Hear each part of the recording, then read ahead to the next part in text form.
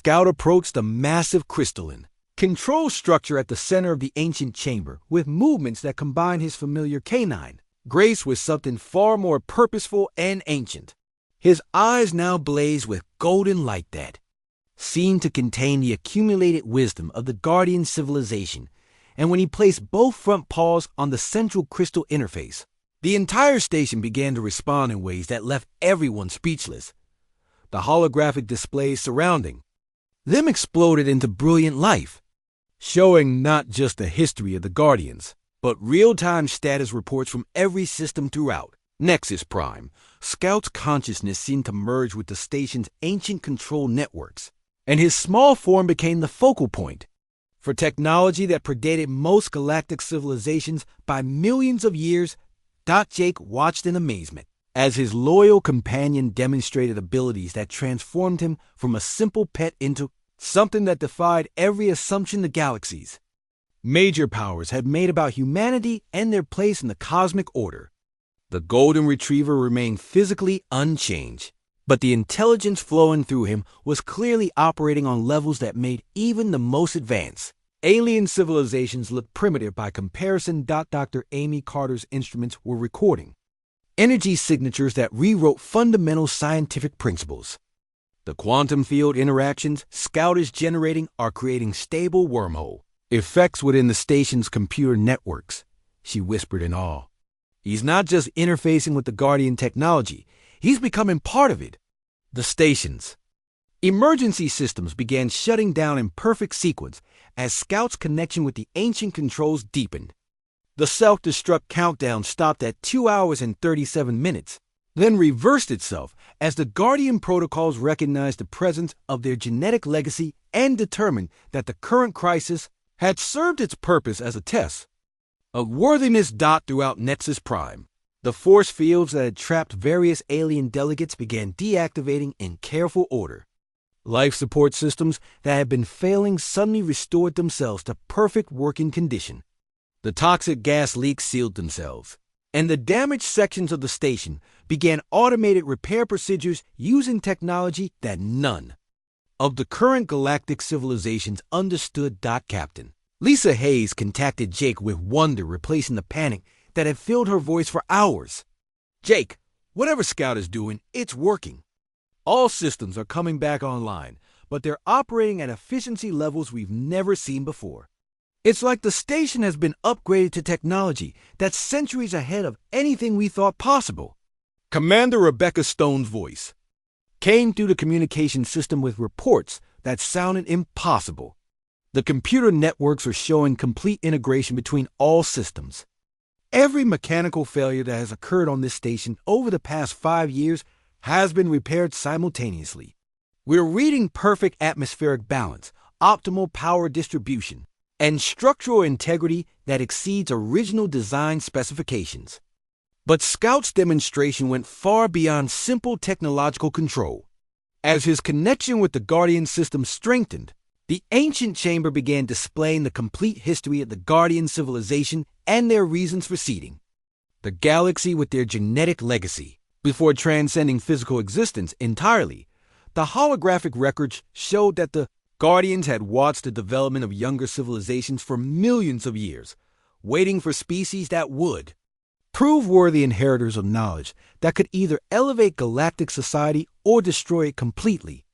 They had placed their genetic markers in selected species throughout known space, but only humanity had successfully integrated Guardian DNA with creatures capable of the loyalty and instinctive wisdom necessary to use such power responsibly. Engineer Carlos Bennett was frantically trying to understand the implications of what they were witnessing. The energy patterns Scout is generating are creating permanent changes to the station's quantum field structure. This isn't just temporary access to Guardian technology. It's a complete transformation of Nexus Prime into something that operates according to physical laws we didn't even know existed. Scout's consciousness expanded beyond the ancient chamber to touch every system throughout the massive station. His awareness flowed through networks that connected not just to Nexus Prime but to Guardian installations scattered across hundreds of star systems, most of which have remained hidden and inactive for eons, waiting for this moment of activation. The alien delegates throughout the station began to understand that they were witnessing something that would change the balance of galactic power forever.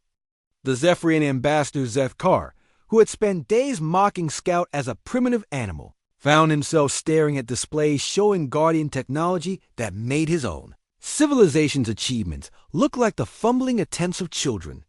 Vex Collective's hive mind intelligence went completely silent for the first time in recorded history as their advanced processing systems struggled to comprehend the implications of what a simple Earth dog was demonstrating. Their mechanical translators could not even begin to express the concepts they were trying to process.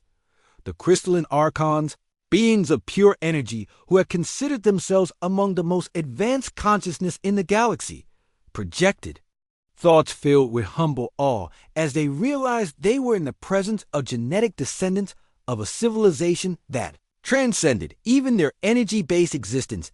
Dock Captain Helen Brooks arrived with the relief fleet just as Scout completed his integration with the Guardian systems. She found a completely transformed diplomatic situation where the galaxy's major powers were no longer looking down on humanity as naive newcomers, but recognizing them as the chosen inheritors of the most advanced civilization the galaxy had. Ever-known Scout slowly withdrew his consciousness from the crystalline interface, and the golden light in his eyes faded back to normal. He turned around and walked back to Jake with his tail wagging gently, looking for all the world like the same friendly dog who had been mocked and dismissed just days earlier. But now everyone understood that appearances had been completely deceiving. Jake knelt down and scratched Scout behind the ears, a simple gesture that took on profound significance now that everyone knew they were witnessing the interaction between a human and a being whose genetic heritage connected him to the builders of galactic civilization itself. The alien delegates who had spent days making jokes about humans bringing pets to important meetings now lined up to request formal audiences with humanity's representatives. The mockery had been replaced by speechless awe and a desperate desire to establish meaningful relationships with the species that carried the Guardian legacy. Ambassador Zefkar approached Jake with obvious reverence, his scaled features expressing emotions that his species rarely showed to other civilizations. Commander Morrison, we request forgiveness for our ignorance and ask that humanity consider the Zephyrian Empire as allies worthy of sharing in the knowledge that your companion has unlocked. Scout sat beside Jake and looked up at the towering reptilian ambassador with the same friendly expression he had always shown, completely unaware that he had just transformed galactic politics forever. His tail wagged slowly against the ancient floor as Jake realized that humanity's journey among the stars had taken a turn that no one could have predicted, all because they had brought their dogs along for the adventure. The ancient door began to respond to Scout's presence in ways that defied everything the humans thought they knew about technology and biology. As the dog's eyes continued to glow with that strange inner light, the symbols carved into the metal surface started pulsing in complex patterns that seemed to communicate directly with something deep inside Scout's consciousness. Jake watched in amazement as his companion of 3 years transformed before his eyes. Scout's casual, friendly demeanor remained, but there was now an unmistakable sense of purpose and ancient knowledge radiating from the small golden form. The dog approached the door's central panel and placed his front paws against the crystalline surface that immediately began resonating with energy. Dr. Amy Carter's scanner was registering readings that broke every known law of physics. Jake, Scout's brain activity is off the charts, but it's not following normal mammalian neural patterns. There are quantum field interactions happening inside his nervous system that should be impossible for any Earth creature. The door slowly opened with a deep rumbling sound that seemed to come from the very foundations of the station. Beyond the threshold lay a chamber that clearly predated the modern sections of Nexus Prime by thousands of years. The walls were covered with the same shifting symbols, but here they moved with purposeful intelligence, telling stories in languages that no current Galactic civilization could read. Scout walked into the ancient chamber with confident steps, and the humans followed him into a space that felt more like a temple than a control room. At the center of the chamber stood a massive crystalline structure that pulsed with the same energy signatures that Carlos had been detecting throughout. Their journey. Captain Lisa Hayes contacted Jake through his communicator with desperation clear in her voice. Jake, we have less than 4 hours before the station's self-destruct sequence reaches the point of no return. The alien delegates are demanding explanations that we can't provide, and some species are threatening to use force to escape the station. Commander Rebecca Stone added her own urgent report from the main control center. The automated systems are becoming more aggressive. Security barriers are trapping more people every minute, and life support is failing in several sections. We need a solution immediately, or everyone on this station will die. Scout approached the central crystalline structure, and something extraordinary happened. The moment his paws touched the ancient crystal, holographic displays filled the air. Around them were images and information that had been waiting for millions of years to be accessed again. The chamber came alive with the history of a civilization that none of the current galactic species had ever encountered. Jake saw images of beings that looked nothing like any known alien race. They were tall and graceful, with features that seemed to combine the best aspects of many different species.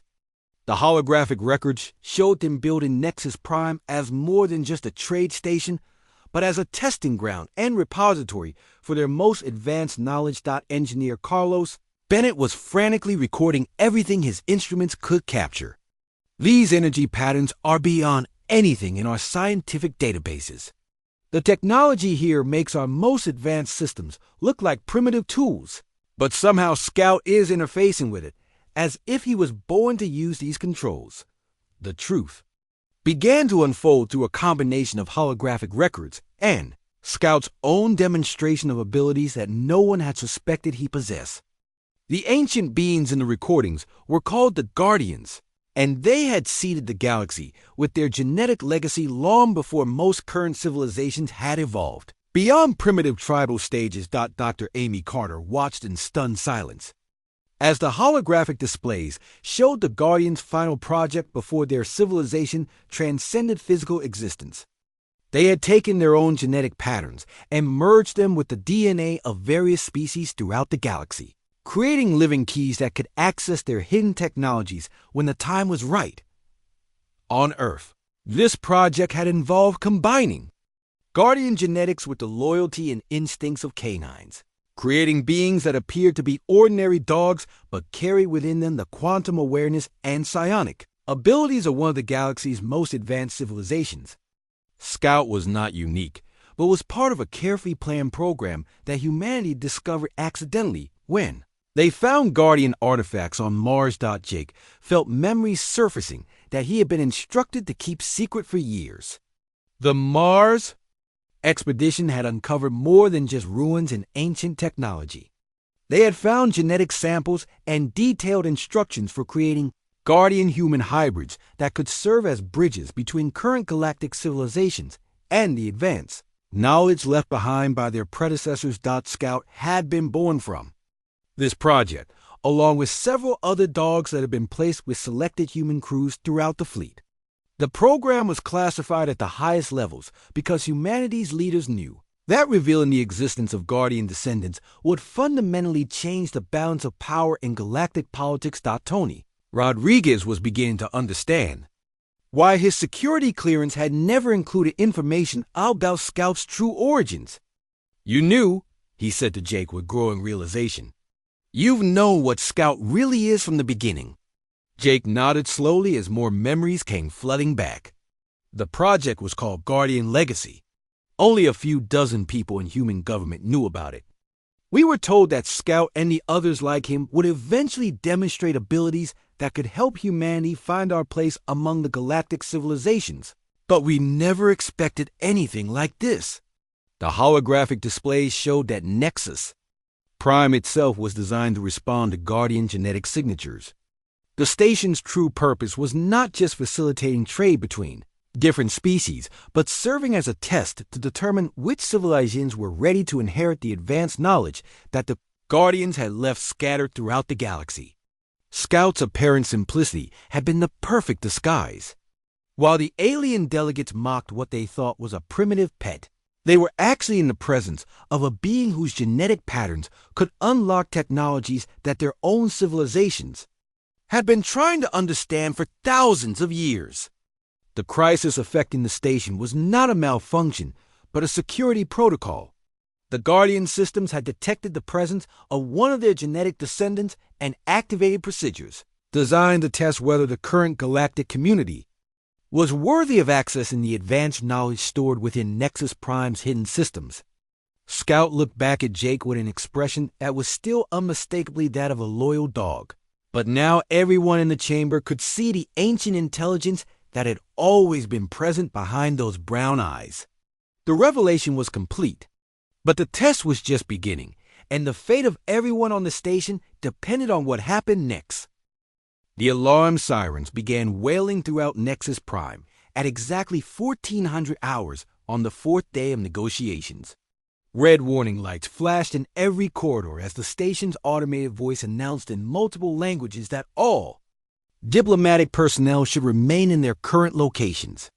Jake was in his quarters reviewing trade agreements when the emergency began, with Scout lying peacefully on the floor beside his desk. Captain Rebecca Stone's voice crackled through the communication system with barely controlled panic. All section chiefs report to emergency stations immediately. We have a massive system failure, and the station's defense grid has activated without authorization. No ships are permitted to leave the docking bays. Jake grabbed his communication device and tried to contact Captain Lisa Hayes, but the internal networks were failing rapidly. Scout had already stood up and was moving toward the door with obvious urgency. The dog's behavior had become increasingly agitated over the past hour, but Jake had been too focused on his paperwork to pay proper attention to the warning signs. The corridor outside Jake's quarters was filled with confused aliens from various species, all trying to understand what was happening to the station. The Zephyrian delegates were gathered near their quarters, speaking in rapid hisses that their translators couldn't keep up with. The Vex Collective's mechanical buzzing had increased to an almost painful level as their hive minds struggled to process the crisis. Scout began walking down the corridor with purposeful steps that had nothing to do with his usual casual wandering. Jake followed his companion, noting that the dog seemed to know exactly where he was going despite the fact that emergency lighting had replaced the normal illumination and many familiar landmarks were obscured by shadows. Dr. Amy Carter appeared from a side passage, her portable scanner beeping frantically as it tried to make sense of the energy readings throughout the station. Jake, something is interfering with every electronic system on Nexus Prime, she said breathlessly. My equipment is picking up massive quantum field disruptions, but I can't locate the source. Behind Amy came Tony Rodriguez and engineer Carlos Bennett, both carrying emergency equipment packs. Carlos was studying a handheld device that showed the station's power grid status. The main reactor is stable, but something is causing cascade failures in the computer networks, he reported. It's like the station's own systems are fighting against each other. Scout led the small group of humans through a series of corridors that seemed to have been chosen specifically to avoid areas where other aliens had become trapped. They passed several sections where force fields had activated, sealing off entire wings of the station. Through the transparent barriers, they could see various alien delegates pounding on the walls and demanding explanations that no one could provide. The crystalline archons were particularly affected by the crisis. Their energy-based consciousness relied heavily on the station's power grid to maintain their physical forms, and the system failures were causing visible distortions in their crystalline bodies. Several of them had already collapsed into dormant states to conserve energy. As they moved deeper into the station, Jake realized that Scout was navigating using patterns that were invisible to human senses. The dog would pause at intersections, and choose paths that led them around obstacles before those obstacles became apparent to the humans following him. When they encountered a corridor filled with toxic gas from a ventilation failure, Scout had already guided them to a maintenance shaft that bypassed the danger entirely. Captain Lisa Hayes contacted Jake through his portable communicator when they reached the central hub of the station. Her voice was strained with exhaustion and worry. "Jake, we've lost contact with 3 entire sections of Nexus Prime. The Bovarian delegation is trapped in their quarters and the atmospheric systems in that area are failing. We need to find a way to restore manual control of the station's functions." Commander Rebecca Stone joined the conversation from the main control center. "The automated systems are claiming that a contamination protocol has been triggered, but our sensors can't detect any biological or chemical threats.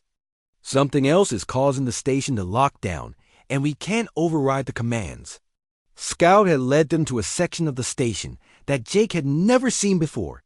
The corridors here were older and constructed with different materials than the modern diplomatic areas. Ancient symbols were carved into the metal walls, and the lighting came from crystalline formations that seemed to generate their own energy, rather than drawing power from the station's main grid. Amy's scanner was producing readings that made no scientific sense. "The quantum field patterns here are completely different from the rest of the station," she whispered. "It's almost like this section was built using entirely different technology. But that's impossible because Nexus Prime was constructed as a single project." Carlos was examining the crystalline light sources with growing excitement. "These formations are generating power through quantum resonance effects that we've never seen before. The energy signatures are similar to what I've been detecting around Scout, but much more intense." Scout had stopped in front of a massive door that was clearly much older than the rest of the station's architecture. The surface was covered with the same symbols they had seen throughout this ancient section, but the pattern seemed to shift and move when viewed directly. The dog sat down and looked up at Jake with an expression that seemed to convey both urgency and expectation. Tony tried his security codes on the door's access panel, but the ancient system didn't respond to modern authorization methods. "This technology predates anything in our databases," he said. "I don't think this section was built by any of the current galactic civilizations." The crisis was intensifying throughout the rest of the station. Communications from other areas reported that the self-destruct sequence had begun its preliminary countdown. The automated systems were announcing that total station destruction will commence in 6 hours unless the contamination could be neutralized. But no one could determine what contamination the computers had detected. Scout stood up and approached the ancient door. His eyes began to change, developing a subtle inner glow that none of the humans had ever seen before. The dog's entire posture shifted from his usual relaxed demeanor to something that suggested focus, concentration, and purpose. Jake felt a strange tingling sensation in the air around him, as if the very atoms were vibrating with energy that his human senses could barely detect. Scout's breathing had changed to a rhythm that seemed to match patterns in the quantum field fluctuations that Carlos was recording on his instruments. The symbols on the ancient door began to pulse with soft light that responded to Scout's presence. Whatever was happening, it was clear that the dog's connection to these events went far deeper than anyone had imagined. The mockery and dismissive comments from the alien delegates seemed completely irrelevant now as they faced a crisis that might destroy everyone on the station. 3 days had passed since the humans arrived at Nexus. Prime and the alien delegates had settled into their routine of diplomatic meetings and trade negotiations. Scout had become something of a curiosity throughout the station, with various species pointing and making comments whenever Jake walked the corridors with his companion. But Dr. Amy Carter had begun to notice things that the mocking aliens were missing entirely. Scout never seemed surprised by anything that happened around the station. When a maintenance panel exploded in a shower of sparks near the Zephyrian quarters, Amy watched as the dog had moved away from that exact spot 30 seconds before the incident occurred. when a food dispenser malfunctioned and sprayed purple liquid across the floor in the main dining area. Scout had already guided Jake around that machine before anyone knew it was broken. Amy started carrying a small recording device to document Scout's behavior patterns. She noticed that his pupils would change size in very specific ways when certain aliens approached their group. The changes were subtle, but consistent, and they happened before the aliens came close enough for normal canine senses to detect their presence. Captain Lisa Hayes had initially dismissed Amy's observations as coincidence, but after watching Scout for several days, she began to see the patterns too. During a meeting with the crystalline archons, Scout had become restless and kept moving toward the exit. 20 minutes later, an atmospheric leak in that section forced everyone to evacuate. While repair crews fixed the problem, the alien delegates continued their mockery without paying attention to these incidents. Ambassador Zefkar made daily comments about the primitive nature of bringing pets to important negotiations. The Vex Collective had started referring to Scout as the human emotional support device in their translated communications, the aquatic. Delians gurgled with amusement whenever they saw Jake walking with Scout through the station corridors. Tony Rodriguez, the security chief, was the first to notice that Scout's behavior went beyond simple coincidence. During a routine security sweep of the diplomatic quarters, Scout had become agitated near a storage compartment that appeared completely normal. Tony decided to investigate further and discovered a small device hidden inside that his scanners had completely missed. The device turned out to be a listening apparatus planted by unknown parties. Jake began to trust Scout's instincts more after Tony's discovery. When the dog showed reluctance to enter certain areas of the station, Jake would find alternate routes. When Scout's breathing changed in the presence of specific alien delegates, Jake made mental notes about which species might not be entirely trustworthy. The breakthrough came during a formal dinner, attended by representatives from 12 different species. Scout had been lying quietly beside Jake's chair, seemingly paying no attention to the complex diplomatic discussions taking place around the large circular table. But Amy noticed that the dog's ears kept moving in patterns that had nothing to do with the sounds anyone else could hear. Commander Rebecca Stone was explaining the station security protocols to a group of newly arrived Bovarian traders when Scout suddenly stood up and walked directly to one of the Bovarians. The massive bear-like creature looked down at the small dog with obvious confusion.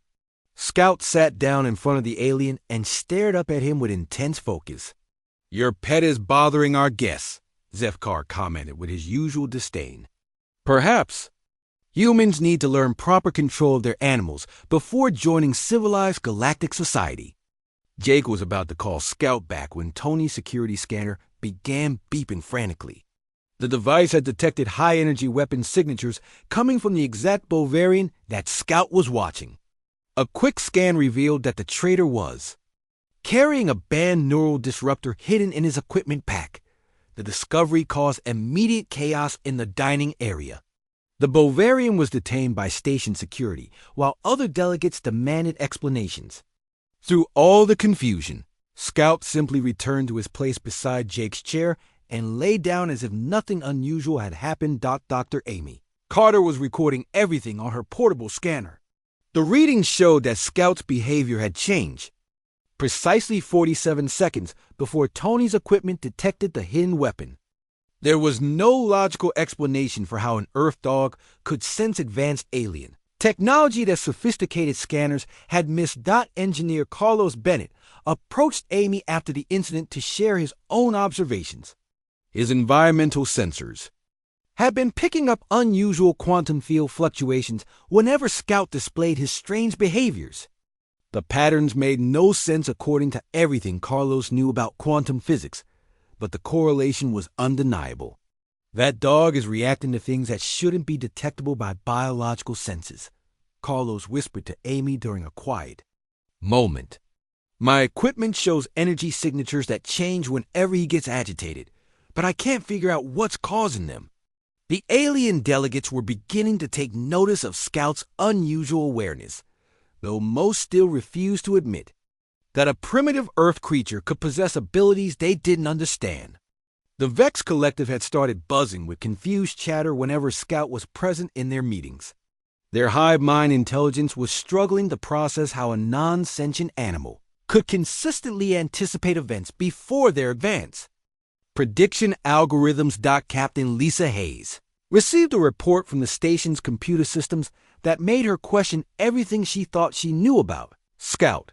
The report showed that minor system malfunctions throughout Nexus Prime had decreased by 60% since the humans arrived.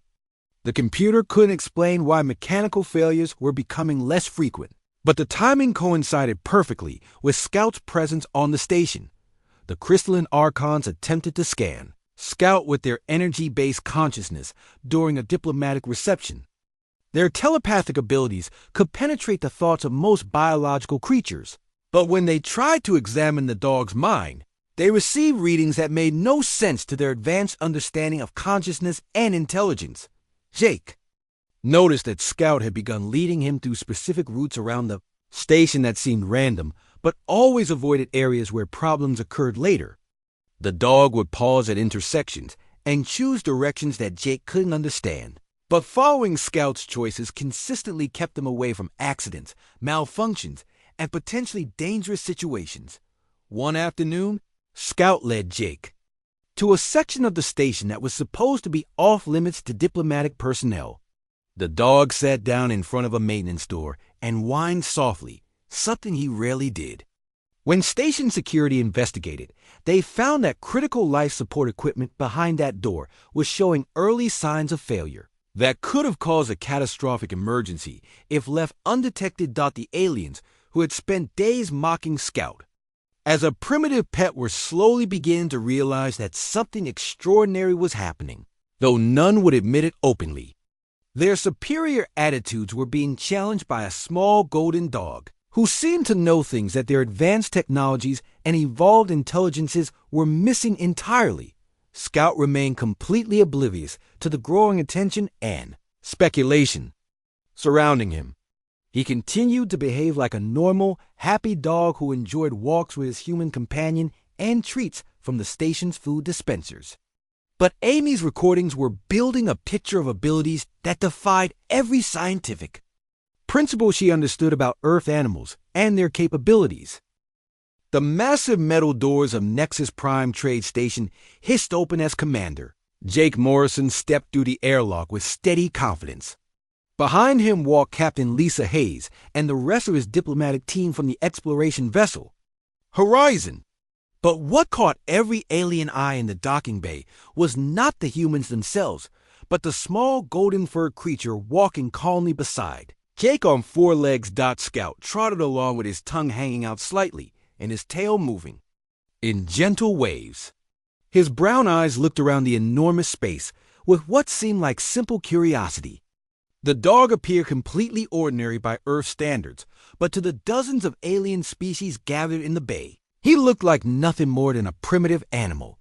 The first sound that broke the silence was something like laughter, but much harsher. It came from Ambassador Zefkar, a towering reptilian creature whose scales gleamed green and black under the station's bright lights. His yellow eyes focused on Scout with what could only be called amusement. "The humans have brought their food processor with them," Zefkar said in his deep voice that echoed through the translation devices worn by everyone present. "How wonderfully primitive of them to drag a non-sentient creature to such important proceedings." More sounds of alien amusement filled the air. The insectoid representatives of the Vex Collective began clicking and buzzing among themselves. Their translator spoke in a flat mechanical voice. The collective finds it curious that a species seeking galactic recognition would bring a biological waste disposal unit to diplomatic negotiations. This suggests concerning emotional immaturity. Jake kept his expression neutral, but Lisa noticed his jaw muscles tighten slightly. Scout seemed unaware of the attention and simply sat down beside Jake's leg when the commander stopped walking. The dog's tail continued its gentle movement against the metal floor. Captain Rebecca Stone, the human liaison stationed permanently at Nexus Prime, approached Jake's group with a worried expression on her face. She had been working at the station for 2 years and knew exactly how these first impressions could affect humanity's future relationships with the galactic community. "Welcome to Nexus Prime, Commander," Rebecca said formally. "I trust your journey was comfortable." Her eyes flickered down the scout with concern. "I wasn't informed that you would be bringing a companion animal." Before Jake could respond, a shimmering form of crystalline energy approached their group. The crystalline archon's thoughts projected directly into everyone's minds through their advanced telepathic abilities. The mental voice felt cold and analytical. "We observe that humans maintain emotional attachments to creatures of significantly inferior cognitive capacity. This behavioral pattern suggests limitations in logical development that may impact their readiness for advanced interstellar cooperation." Scout looked up at the energy being with mild interest, as if he was simply observing an unusual light display. His head tilted slightly to one side in the way dogs do when something catches their attention, but he showed no fear or aggression. Dr. Amy Carter, the teen xenobiologist, stepped forward to stand beside Jake. She had studied dozens of alien species and understood that first contact situations could be extremely delicate. "Scout is a valued member of our crew," she said diplomatically. "Many human ships include companion animals for psychological support during long space voyages." This statement caused even more alien amusement. The aquatic Delians, encased in their environmental suits filled with blue-tinted water, made gurgling sounds that their translators converted to laughter. One of them spoke through the mechanical voice system, psychological support from a creature incapable of complex thought processes. How fascinating that humans require emotional comfort from beings they consider intellectually inferior. The massive form of a Bovarian delegate lumbered closer. These bear-like creatures stood nearly 3 meters tall and were known throughout the galaxy for their strength and straightforward manner of speaking. "Small creature looks weak," the Bovarian rumbled. "Cannot fight, cannot work, cannot think. Why humans waste resources on useless animal?" Scout remained calm throughout all the comments and laughter. He seemed more interested in the various scents filling the station's recycled air than in the towering aliens surrounding him. His nose twitched occasionally, and his ears moved to track different sounds, but he showed no signs of stress or fear. Jake finally spoke, his voice carrying the authority of someone accustomed to command. "Scout has been with me for 3 years. He's proven himself valuable in ways that may not be immediately obvious to observers unfamiliar with human-canine partnerships." This comment drew more derisive sounds from the assembled aliens.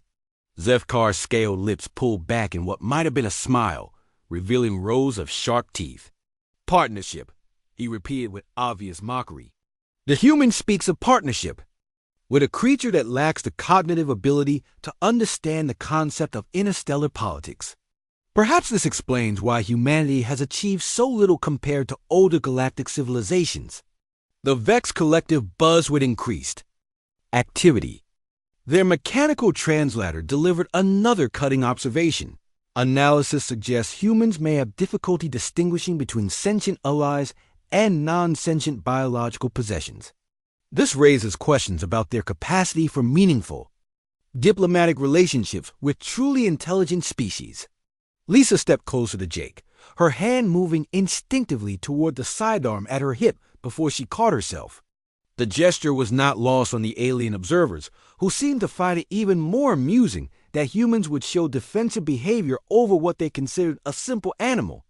Tony Rodriguez, the team security chief, maintained his professional demeanor, but his eyes constantly scanned the crowd of aliens. He had noticed that several species seemed to be studying Scout with more interest than mere amusement would warrant.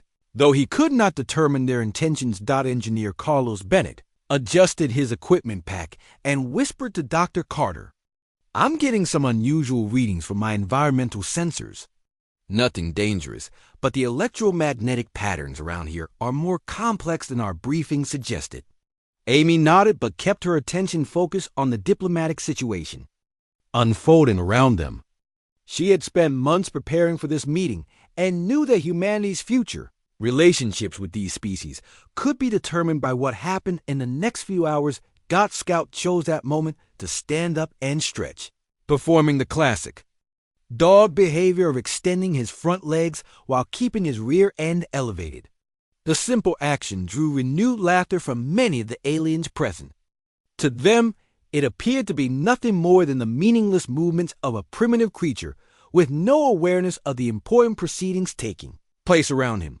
The golden retriever then sat back down and looked up at Jake with an expression of calm trust that spoke of years of companionship between them. His tail gave a few gentle wags as if to reassure his human that everything was perfectly normal despite being surrounded by creatures unlike anything he had encountered in his 3 years of life aboard human spacecraft. As the formal greeting ceremonies continued and the various alien delegates made their introductory speeches, the mockery and dismissive comments about Scout became a constant background theme. None of the aliens showed any interest in learning more about the dog or understanding why humans might value such companions. To them, Scout represented everything primitive and irrational about human nature, and they made sure everyone in the docking bay understood their opinion.